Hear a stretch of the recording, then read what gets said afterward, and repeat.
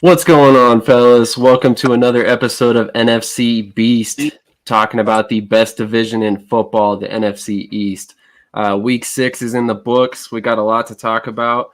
And with that being said, I want everybody to go ahead and introduce themselves. We got some new faces on tonight. So why don't we go ahead and start with JD, and then we'll work our way around. What's going on, guys? How you doing? Cap, no cap? What's good, guys? I'm Cap No Cap. Thanks for having me. Representing the Giants tonight. Definitely. Cool. Well, of course, you see who I'm representing. Those 6-0 bye week having. Arlington Definitely. football team slaying Eagles. Yes, sir. Couch Coach. What's going on, fellas? It's your man, Couch Coach, representing the Washington Commanders, the NFC East bottom feeder at this point. But hey, we getting there. We slowly get back to 500. Just wait on it. No doubt. Lots to like about that Washington squad so far. So definitely don't count them out quite yet. They are 2-4 currently, but the season's far from over. Like I keep trying to tell all these Eagles fans, saying we're rolling to the Super Bowl undefeated. So with that being said, let's go ahead and start recapping Week 6. Let's start with the Washington Commanders. Couch, what did you think about the Washington's performance this past season? Before I get started, I want to sincerely apologize to America for watching that game the previous Thursday night. I definitely want to send my apologies for that matchup. But it was a compelling game. I mean, it was an ugly game, but it's just one of those things where I was proud of this team. They found a way to win. They were a half a yard away from potentially losing this game, but they fought hard in that matchup. So it's really encouraging, even though our opponent was the Chicago Bears. But in the same token, having the ability to kind of show that that three running back attack that we got, you see flashes of that. Carson Wentz, like we talked about that play of the year block on Roquan Smith. Definitely was something that was a beauty to watch. But if you're not a Commanders fan, I do sincerely apologize for the following Thursday night game. So, but I think it was a hard fought victory. But hey, you'll take it, and hopefully that translates into tomorrow's matchup. 100%. I don't want to count out the Bears because they have quite the rushing attack this season so far. So definitely not an easy victory by any sense. I just want to say the Commanders are in a much better situation now because Carson, the commie commander, is not going to be their quarterback. They're going with Taylor Heineke. So I expect them to actually play better because that's been my contention since the offseason as to why they're in the bottom right now and why I knew they would be there. Choke the King was their quarterback. So, I want to agree with you. But he's had some rough weeks. I mean, the offensive line has allowed the most sacks in the league with 23. They haven't had much of a run game to take any pressure off of that passing game. So I don't think it's all Carson Wentz. I personally think you fix that offensive line, you put some money into it this offseason, and Washington might be a team to watch for the 2024 season. As long as they also get another quarterback, I agree with you. I feel like quarterback option. I feel like you could look at as like a blue prototypical quarterback as long as he stays healthy. They got to get more options out there to throw. And the defense is still making strides because they have a really good young defense. Once Chase Young gets completely healthy and they're really able to really settle in, I feel like the Washington Commanders could be a decent team to watch out for next season. But I definitely think Taylor Heineke definitely going to add a different dimension to this offense. And I think like I talked about it on Cool Show on Tuesday, where he'll be good as far as being able to get out the pocket and get those little short yardage situations. He can take care of business. He can move the ball, and I think he can take what the defense gives him. I think Carson Wentz was kind of going for broke on a lot of those plays. So I think, we're not going to see like those 70-yard plays, like, obviously the one against with De'Ami Brown against the Titans, but you'll see some short screen passes potentially.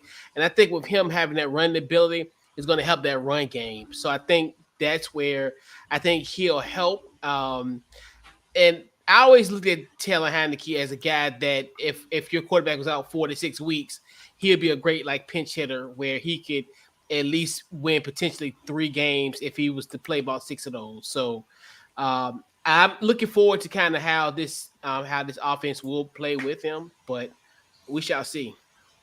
Definitely. Taylor Heineke, XFL spring football legend. Yes. So with that being said, let's move on to the Giants fans. JD, why don't you start? You were just at the XFL showcase today, so that seems like a nice transition. You're muted. I'm muted. I'm sorry. You're good. Yeah, no, I'm very happy where the Giants are at right now. We're sitting at 5-1, I believe. I'm sorry if some of my information is a little incorrect. I've been focusing on my workout that I had today for the last month, so I haven't been extremely dialed into football as I should be. But I'm going to speak the best I can. But yeah, I love where the Giants are at. I didn't expect them to have a great season like the way they are right now. I love what they're doing with Daniel Jones, minimizing turnovers, and not asking them to do too much. I feel like in the past we were asking them to do too much. Like, we got good players on the team.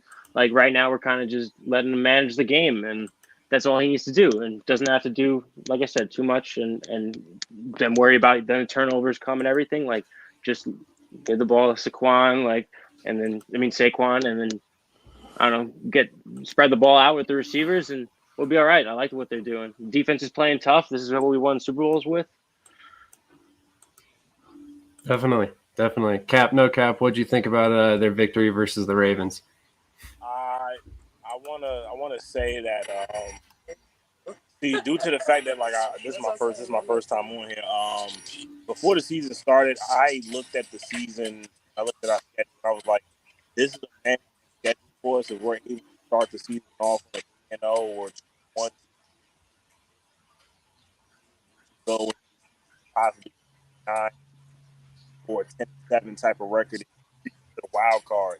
After 5 start, I believe the Giants are better than that to possibly go for 11 or 12 wins. They really are able to manage themselves and run the ball at the caliber that they need to play the top 9. The fact that we're going we're heavily dogged by proper touchdown right now tells you that you still don't have going on over there in New York. You are breaking up really bad, brother. Can you hear me now? Yeah, we can hear you. Okay, so I feel like right now, like after the Ravens game, we really was able to see that the Giants have a really stellar defense that can stop any style of quarterback. I also feel like now with what Daniel Jones has done in the last couple of weeks without turning over the ball at an outstanding rate, he's been able to control the offense and look like a stellar quarterback for the next couple of weeks. I still don't believe he's our starter for the future, but as of right now, I'm happy with what Daniel Jones has been doing. Do you think the Giants get that victory if Wink Martindale doesn't have the inherent knowledge that he does about Lamar Jackson? I still believe we get that game because of the fact that our coaching staff has been able to make changes throughout the game each and every week where we've been able to make big plays in the fourth quarter. Those 2 games against Green Bay and I was about to say Golden State and Baltimore showed us that this Giants defense has layers to it. They're able to stop the quarterback and be able to get on the pass rush and just be so stellar. Like they're looking like a championship defense right now. It's just we need to find some wide receiver options for DJ to throw to be honest with you. Wholeheartedly agree with that fact. Being that we don't currently have a Cowboys representative, cool, I'm going to defer to you to start with the Eagles-Cowboys game. Well, man, I was concerned, anytime you're facing a divisional rival, especially the way we played against Arizona, you have some concern. We were able to do enough to win the game, but again, concerns with putting together 4 quarters. We didn't do that again. We haven't played our best basketball. I mean, there we go. We haven't played our best football. I knew it was going to happen because I've been thinking about basketball all day. But I think that if we can continue to improve, we're just going to get better as the year goes on. But, Dallas did have me concerned, when they were making their comeback. What we always do in the second half is not score a lot of points, but we were able to get a touchdown this time in the second half, which was a little more reassuring. But Dallas, they did come back by what I knew they would have to do to stay in the game and possibly beat us, and that was really run the ball. And they started to do that, at the end of the first half and on through the third quarter. I kind of felt like when they got to the fourth, they tried to go to the air a little bit too much, and I appreciate them for doing so. But I think still not a complete game, still not a best game. But this is another testament of you don't play your best and you still can get a win. Kind of can be a double-edged sword, right? It can either make you say, okay, cool, we need to continue, we need to get better and continue to work. Or your team can say, you know what, we're good enough, we're winning games, we don't really have to worry about it. From what I'm hearing from players, media, different interviews I've seen and everything is the Eagles are not satisfied. The coaching staff is not satisfied. The quarterback is not satisfied. The players aren't satisfied. So if that's the case and they continue to work, we're going to, continue to improve throughout the year. But I will say, hats off to those Arlington football team guys. They gave us a run. They gave us a run for our money. It wasn't an easy win. But, hey, we got the dub, 6-0, baby. Fly, Eagles, fly. I definitely agree. I had said before the game, and I'm going to eat some crow here, but I said before the game that we might be better off if they had Dak Prescott, not Cooper Rush, because they would have thrown the ball more. Cooper Rush proved me wrong because he threw 3 interceptions. He had only had 1 prior to this, and ultimately he had just a poor game. I mean, I think he was ultimately the difference in this game. The Cowboys had our number at points in time. Micah Parsons was definitely dominating our backup right tackle after Lane Johnson left the game, so that was getting pretty concerning at one point there. Up to that point, we had played Micah Parsons to perfection. And I think that was a big reason why we found so much success in the first half. In the second half, it did get a little scary at times. I just want to say, as an Eagles fan, it is terrifying to watch Kevontae Turpin get the ball in his hands. Every time he touches the ball, I was at the edge of my seat hoping we tackled him because it seems like he could take the ball the distance every time he touches it. But it was a fun game, very exciting, and I was shocked to see the ultimate result. I gotta agree with you because I was very surprised that the Eagles was able to go up 17-0, but I wasn't surprised that the defense was able to figure out Cooper Rush. That cornerback tandem that y'all have with James Bradbury and Darius Slay is outstanding. It is super scary. That is a scary tandem that I don't want any quarterback to have to see, especially mine, because my quarterback ain't that damn good. So with that being said, I do feel like when those two teams finally match up, it won't be for week 14 or something like that. By that time, we'll really see what the Eagles is made of. I'm going to say this right here, right now. I feel like y'all need to lose a game before the season is up because you do not want the pressure of being one of the greatest teams ever going into the playoffs because that might fuck y'all up. Y'all too young to be going into the playoffs 17-0 and having the pressure of having to win that Super Bowl. Because if you don't win that Super Bowl, you're going to be a joke. But if you win that Super Bowl, you're going to be the GOAT. Listen, man. I have no concerns about going 17-0. It's not going to happen. We are still the Philadelphia Eagles. Correct. And there will be a point in the season where we'll lose a game that we should not lose because that's what we do every year. And that's fine with me because it's going to happen. I know it's going to happen. I'm not going to be one of the people that jumps off the bandwagon and goes and jumps off this roof because we lose a game. It's okay. We lose games. It's still very early in the season, though. It's only 6 weeks in. For all teams, not just the Eagles. Let's just keep that out there. 100%. 100%. In fact, it's actually quite surprising that we only have one undefeated team. How's it going, Nathan? I don't find it that surprising. How you guys doing? By the way, cheers to you guys. Congrats on beating us Cheers to you guys. Buddy, you're breaking up really bad. Oh. All right, we're gonna let him try and get his connection a little bit better. He is representing the Cowboys tonight, I believe. So we'll get him back on as soon as possible. He was coming on just in time to recap the week 6. Just in time. All right, buddy. If you got a little bit better connection this time. Can you hear me? Oh, yeah. Perfect. Can you guys hear me? Perfect. Yeah, I said before. I said before. Cheers to you guys for beating us. Cheers. We're just finishing up our recap for week 6. Why don't you go ahead and speak on the Cowboys' performance? Well, I mean, we got dominated in the first half. We were down 20-0 in the first half, and we couldn't get anything going on offense or defense. You guys, Jalen Hurts was able to find his spots obviously on the offensive line, and you guys ran the ball pretty well.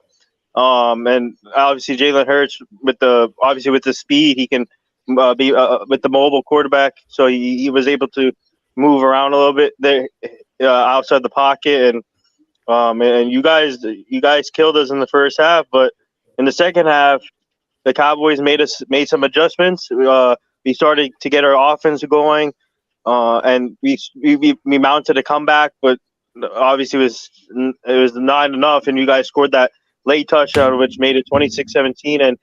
And the biggest thing for us was Cooper Rush threw 3 interceptions, and it wasn't his game, and you guys took advantage, and your defense is amazing. I mean, kudos to your front office. You guys invested in the defense, and it's paying off so far for you guys. And you guys did it. You guys took it to us basically in that game. And but now, now we're turning the page. I'm just happy that Dak Prescott is back this week against the Detroit Lions, and we just have to go from there and learn from the mistakes we did against you guys and go from there. But I mean, all in all, I mean, it was Cowboys made it exciting towards the end, but that late touchdown, that's what did it to us. And obviously, like I said, the turnovers.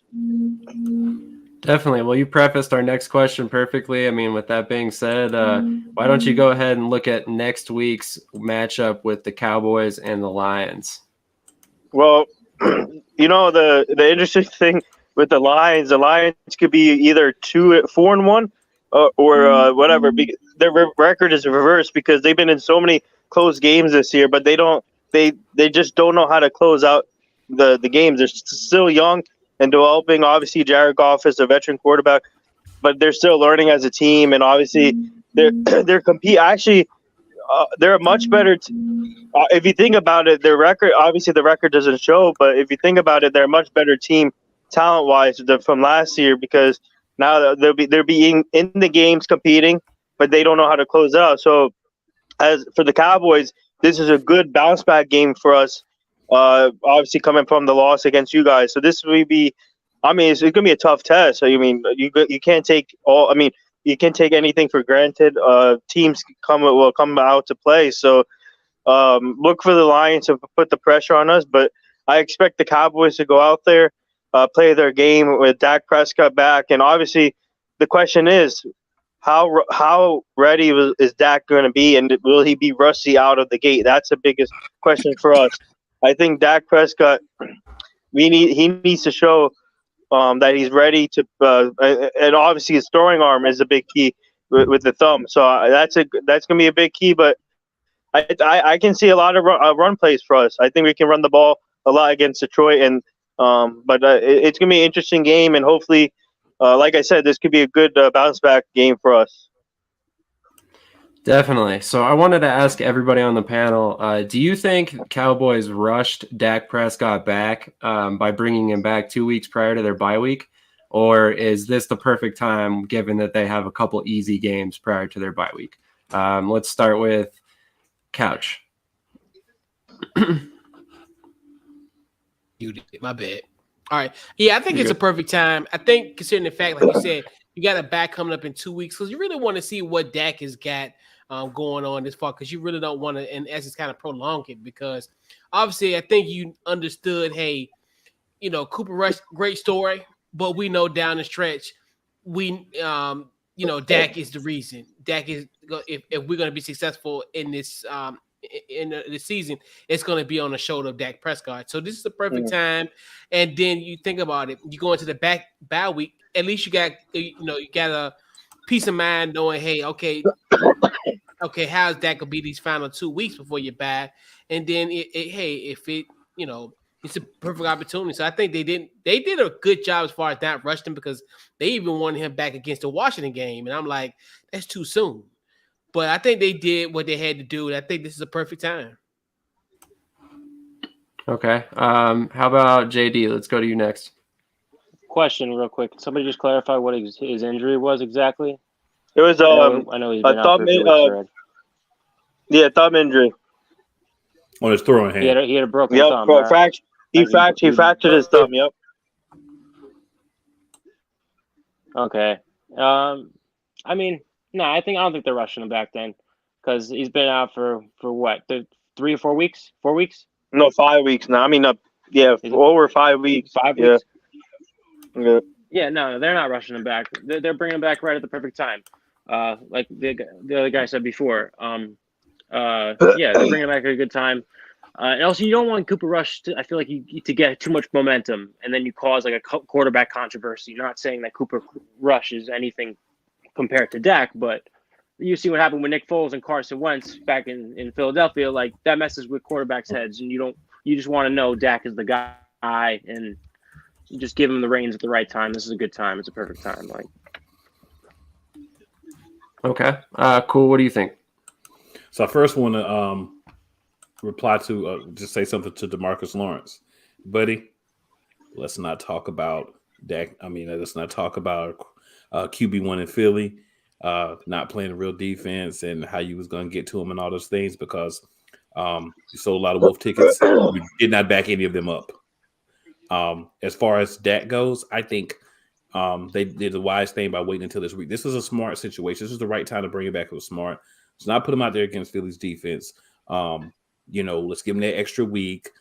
Let's put him in that sweet spot. You got a winnable game, a game where you should be able to get some stats against a secondary that needs work. So this is kind of that tune-up game. Get a couple of tune-up games, then you get the bye. If he goes up there against Detroit, can't throw the ball well, things aren't working because the thumb is still bothering him, then you have the chance to take him back out, insert Rush, and then allow him to continue to play that game, probably then sit him out until the bye. But I think this is the perfect time. It's that sweet spot. He's been out long enough where on the fast end of the injury healing. But again, if it's not completely healed, you still have the opportunity to take him out. You still can rest him through the bye week if this doesn't work out. But this gives you that opportunity to see if he's ready to play or not. Cap, what do you think? Did they rush Prescott back? I don't think they're rushing Dak back, mostly because of the fact that it's the perfect opponent for him to go up against. Detroit's coming off a bye week, and they don't really have a stellar defense. So he could pick apart that defense and get back to form. Only thing the Cowboys defense needs to do is just not let it become a shootout, because we all know that Detroit's offense can really get going and would probably change the momentum of this game. So I'm looking forward to this game as a fan of the game. I just want to watch it because I feel like it's going to be a star-studded game. I feel like Jared Goff and Dak Prescott are probably going to be battling in that game. But I do expect the Cowboys to win it, and I expect the Cowboys to win their next game before the bye week and have good reps with Dak before the bye week and before those coming weeks, so that they can, try to stay in the hunt. Because as of right now, they're in third place, so they're going to be playing a uphill battle for the next couple of weeks. Sorry, Nathan, what do you think? Yeah, I don't think they're rushing him back. Is like everybody else says, it just have to. For me, as a Cowboy fan, my biggest key is if he's ready or not, and the way he's going to throw the football. I need to see how the football comes out of his hand. So that's the biggest key. And what a perfect match. I mean, what a perfect timing to bring him back against the Detroit Lions and to see what happens. If it doesn't work out, you go back to Cooper Rush, or I want to see Will Gurr in there. I want to see how he does too. But I think if it doesn't work out, you put Cooper Rush back. But I'm really excited to see Dak how Dak does tomorrow, and I'm hoping he does good. But it's gonna be interesting to see. But I don't think they're rushing him back. He's been out for too long. He wants to come back and play. He's a leader of the team, and we need him. So, hey, Nathan, Definitely. I just want to say one thing to you. I live in Charlotte, North Carolina. You do not want to put Will Greer in the game, sir. Oh, geez. Well, the Carolina Panthers can attest to that. There's a reason why he's no longer on the roster. Yes, sir. With that being said, let's go ahead and move on to the Washington Commanders welcoming the Green Bay Packers to their house. Coach, let's hear your opinion on this one because I'm very curious what you think is going to happen this week. Well, this is a very interesting matchup. Obviously, I think the major storyline is the legend of Taylor Heineke continues. Obviously, he is going to be starting in this matchup. I'm really curious now. You look at this Green Bay Packers team, and they're 3-3, and they've always been at a point where they've kind of struggled early on in the first 2 months of the season. So it's kind of one of those where we're at a crossroads with this team, obviously with an embarrassing loss last week against the Jets. I definitely think this is an opportunity that we could take advantage of, but it's kind of leery because obviously Aaron Rodgers is Aaron Rodgers. And I still think he still has that, especially on our terrible pass defense. So I definitely think he'll have in essence, maybe a field day with that. But I definitely think in the past, and surprisingly, like Washington has had his number in the regular season. Obviously, he sent us home in 2016 in the playoffs, but for the most part, him being at FedEx has pretty much been one of his Achilles heel. So I think what the key to Washington is almost similar to what the Jets did, because I think if you look at the matchup last week against the Jets, Green Bay dominated a lot of the statistical categories that, in essence, if you look at it blindly, that they could have won. I mean, obviously, they controlled the time of possession. I think they had more first downs. They had more, a lot of stuff. I think even there was penalized least as well in that matchup. So, and I think how Washington can win this game is running the football effectively. You see, like what Breece Hall did last week against this team. And then even if Taylor Heineke, if he can have a Zach Wilson type of performance last week, well, I think he only had 110 passing yards. This is a matchup I think could definitely be there. And can we get that pass rush to Aaron Rodgers? And I think that's possible. You can definitely see now we got a couple guys that are actually performing. Obviously, Montez Sweat, he's doing his thing. And then also, I forgot our guy, eBay. No, not eBay's. Obata. You see what he's doing. And then also, I think our linebacker core, hopefully, like Cole Holcomb can have some of a semblance of his Tennessee game where he had like 15 tackles. And then obviously we know William Jackson. I think that helps. We know like Ben St. Juice.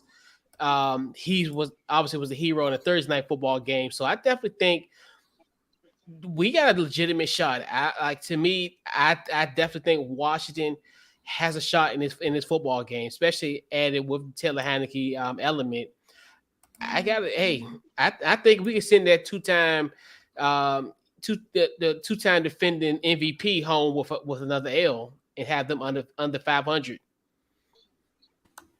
Definitely. I like what you said about increasing the legend of Taylor Heineke. I mean, he's beaten some pretty good quarterbacks in the league since he's been a backup. And, well, I guess not necessarily a backup because he did start last season. But it'll be very interesting to see how this game falls. The Giants just beat the Packers, so they are beatable. I mean, there's a reason why they're 3-3 this season. So it'll be very interesting to see exactly how it all shakes out this week. BS3's chiming in. He says, "What's up, fellas?" That is Ben. What's up, Ben? The owner of the network that we are currently broadcasting on. Thank you very much, sir. I appreciate that. How about them Cowboys? Let's go, Ben. Come on. Right. Exactly. So let's move on to Ben says he's looking forward to Taylor Heineke playing. I am too. Very interesting. I would like to say before we move on, I would like to say that I believe that the Washington Commanders are going to get a win this week as well. Really? Oh wow! I do. I'm not gonna jump on the bandwagon and say that they get a win, but I am looking forward to that game because I feel like Aaron Rodgers needs this game way more than the Commanders need it. Of course, the Commanders are going to try to stay relevant and try to fight and try to get some games against the Cowboys and the Giants and the Eagles, but it most likely won't happen. But Green Bay is a must win for them, but it's a must win for Aaron Rodgers as well. So I feel like he's going to come out there and be desperate, and he's going to get himself a win. It'd be very interesting to see exactly how it all works out. Yeah, I completely agree. I think they're going to get Green Bay's best effort for sure. Definitely. So let's move on to the Giants matchup this weekend. They are actually traveling to Jacksonville to face the Jaguars. The Jaguars might be 2-4, but they've been fairly scrappy this whole season. So I'm very curious to hear your takes on what you think they're going to do this weekend. Yeah, my opinion in this game, same thing with the Detroit Lions. This Jaguars team the record could be reversed to a winning record, but they've been in so many close games also, but they can't finish either. They're obviously still a young team but Doug Peterson is the right coach for them, leading the way with Trevor Lawrence and ETN back and healthy and in my opinion, they need more weapons around Trevor Lawrence. It's not enough for me to see. They don't have enough receiver. If they can get at least one or two more receivers on this team, they'll be set.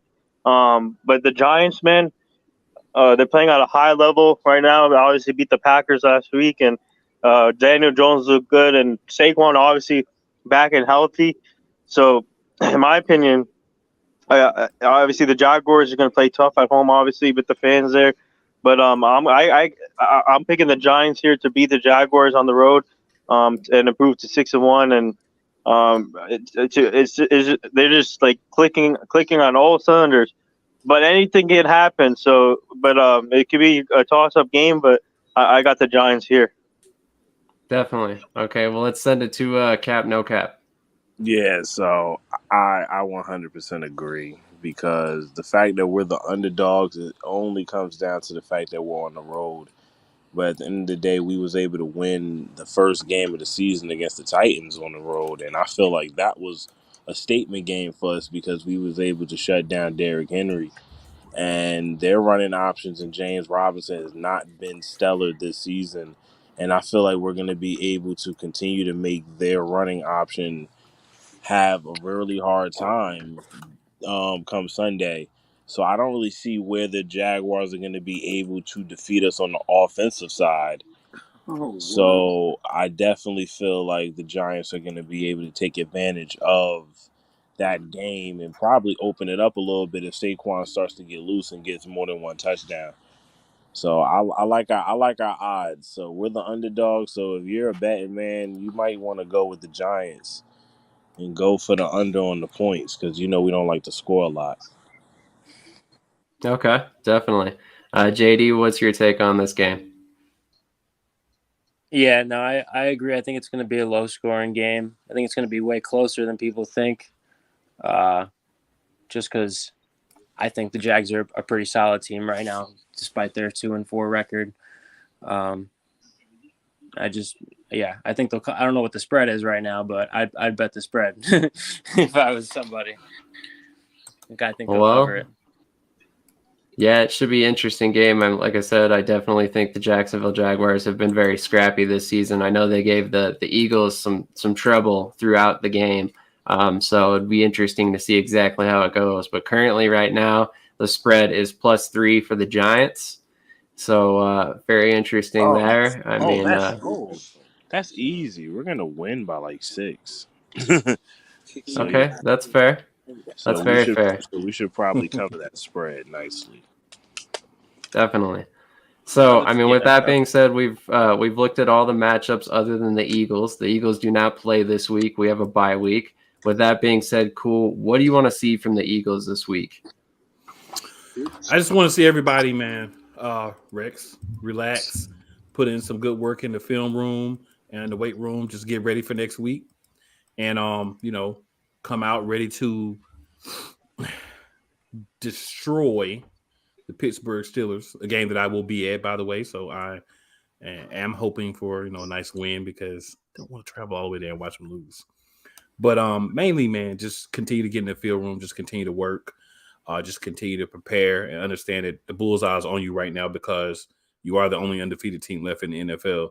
So every team that we play is going to try to give us our best shot. That's an extra little motivation for them to get up, to try to take away that 0 and put a 1 there, 2, 3, whatever. So just wanting to work, wanting to prepare everybody to get healthy, really put that time in the room, and don't listen to the 6-0 talk and power rankings. Don't worry about any of that crap this week. Focus on the Pittsburgh Steelers. You have 2 weeks to prepare for them. Let's get ready. Let's show them who we are. Let's continue to be the team that we've been so far this year. And just remember all week that no one likes us and we don't care. So that's about right. Also, they should maybe they should catch a Phillies game this week too during the bye week. I don't even want that. I want you to focus on football. The Phillies win. That's cute. That's great. But this is the Eagles. This ain't the Phillies. You know what I'm saying? Yeah, that ain't important. I like that. I like that. Because even though the Steelers should be a walk in the park, you still can't take them lightly. You still got to look at them as another Sunday. And you got to defend. You got to defend your 6-0, and you got to get that number 1 spot on the power rankings. Fuck it. Definitely. I'm fairly curious to see how everything shakes out because Lane Johnson got hurt in this past game, and I'm not sure what his status is currently. But we saw how bad we looked with our backup in the game, and if we have to go into this next game against the Steelers, against their pass rush with our backup right tackle, we are in for some trouble for sure. It looked messy against Micah Parsons, and I know there's no Micah Parsons on the Pittsburgh Steelers roster, but they've got Malik Reed, they've got a couple other guys that are fairly capable pass rushers, so that worries me a little bit if Lane Johnson is not healthy in Week 8. So final thoughts. Is there anything anybody wants to discuss before we get out of here for the night? Please go first. I have a lot. Go ahead, Cap. Oh, sorry. Okay. No, go ahead, Cap. All right. So, due to the acquisition of Christian McCaffrey, I am very, very interested in that 49ers and Chiefs game. A friend of mine told me he feels like the 49ers should be able to defeat the Chiefs. And I'm like, I don't know. Because we always got to remember who is the man behind the center. And it is the 2 guys that met in the Super Bowl. And this is the Super Bowl rematch. So, of course, the 49ers are going to go out there trying to come for blood. But I feel like the Chiefs need this win after that loss in Buffalo. They're going to, not in Buffalo, that loss at home. They're going to need this win. So I do feel like that's going to be a very good game to look forward to. It's going to be a tight game. It's going to be probably a high-scoring affair if the 49ers are able to get their offense going early and if they're able to start clicking. Because I know Kansas City is going to start clicking. I know Travis Kelce is going to want to have a good game because he wasn't able to score any touchdowns last week. I'm pretty sure Juju is going to want to try to repeat what he had last week against Buffalo. So I'm looking forward to that game very, very much. It should be an interesting one, but I got the Chiefs winning that in a close one. Is Christian McCaffrey is expected to play, right, for the 49ers this week? I believe so. Yeah. Yep. Yeah.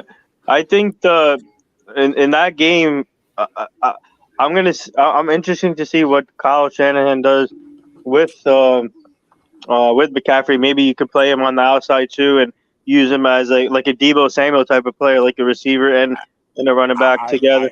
I feel like he should. I feel like that will happen because of the amount of touches that McCaffrey got in Carolina. So now he's going to be able to not even have to take off a lot of times because of the fact that he could do so many things on the offense now. He could even line up with the receivers, and Deebo Samuels will be the one lining up as a running back. They could do so many different schemes. It's going to be really fun to watch. Yeah. Definitely. I definitely like that acquisition a lot. I personally think that you put both those guys in the same backfield and you're going to keep a defense guessing. You don't know who's going to split out wide, who's going to go out for a pass. I mean, you could run, you could throw. I mean, it's really a spread formation without being a spread formation. I mean, it's just another example of Kyle Shanahan and John Lynch being ahead of the game rather than behind it. I mean, they're the innovators in the league right now. They're constantly looking for the next way to kind of advance player development and roster building. So this is another reason why they're on the top of the NFC food chain, I would believe. The final score is going to be 82-79. Yeah, so I feel them on that, but let's just take the 7 and the 8 off there and put a 3 and a 4.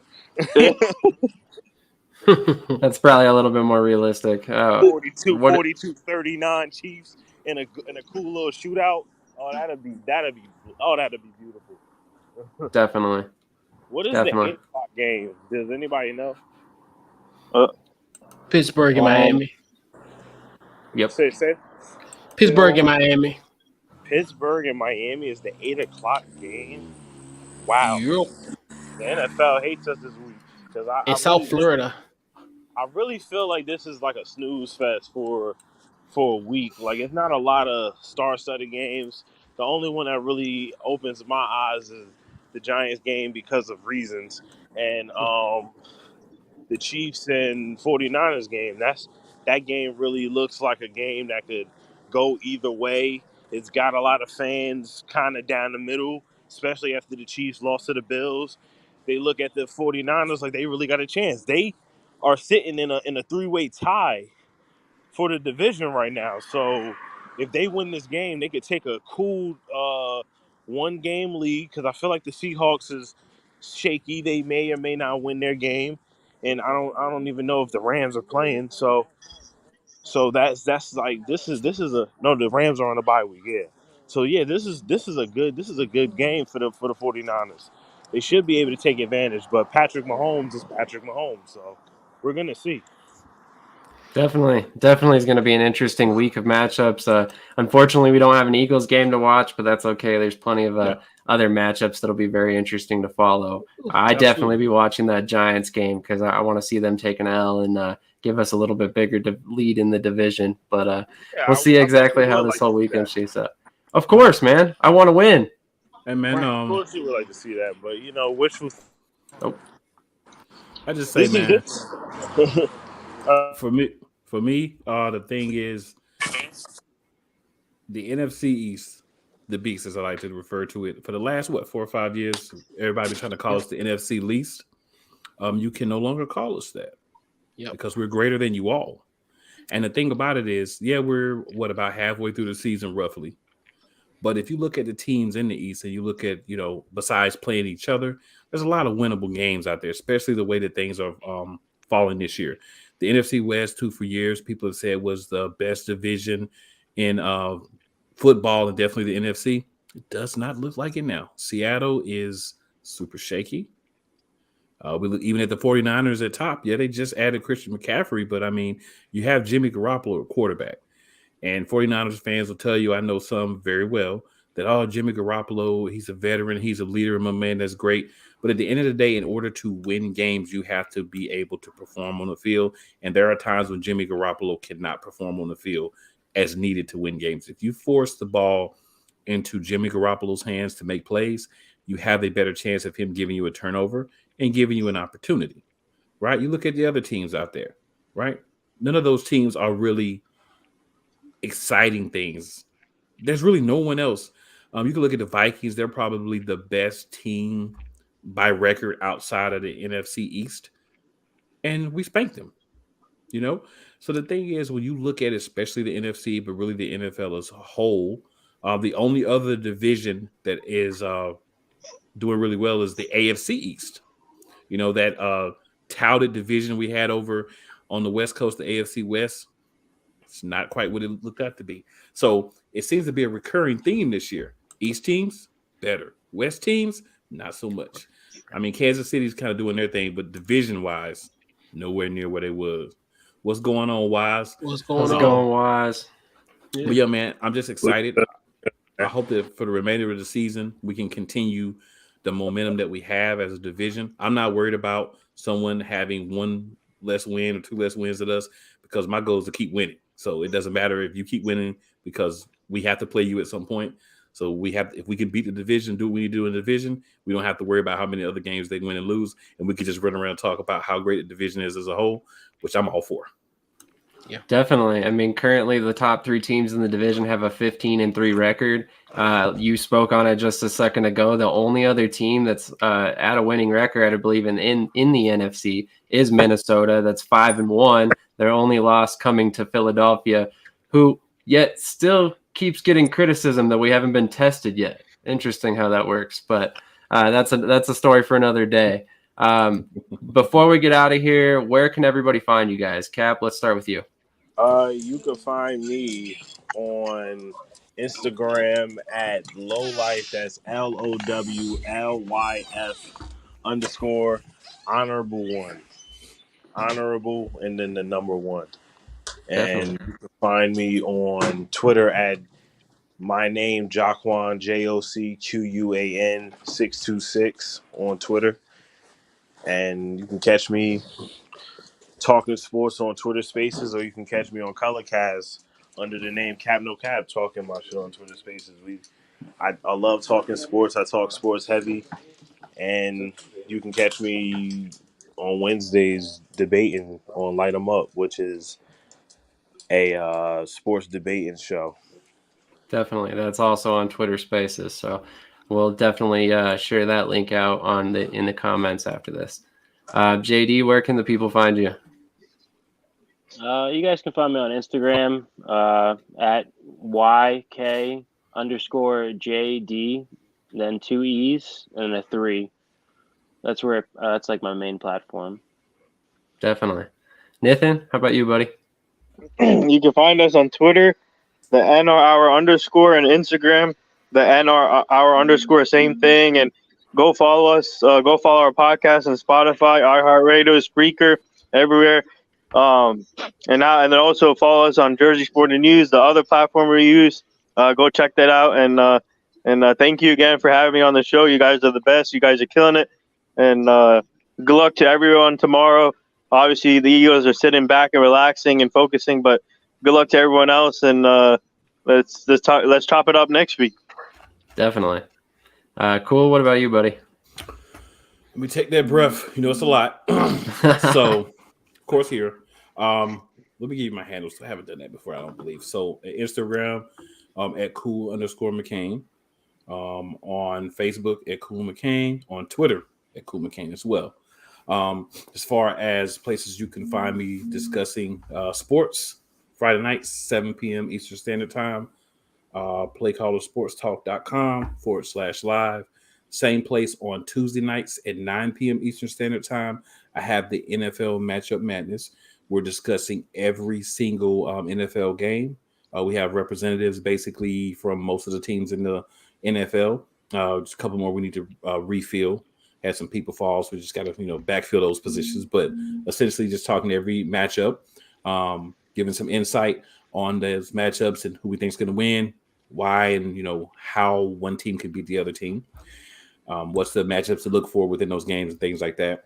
On Wednesday nights, the Eagles Elite podcast. That's playcallersportstalk.com/Eagles Elite.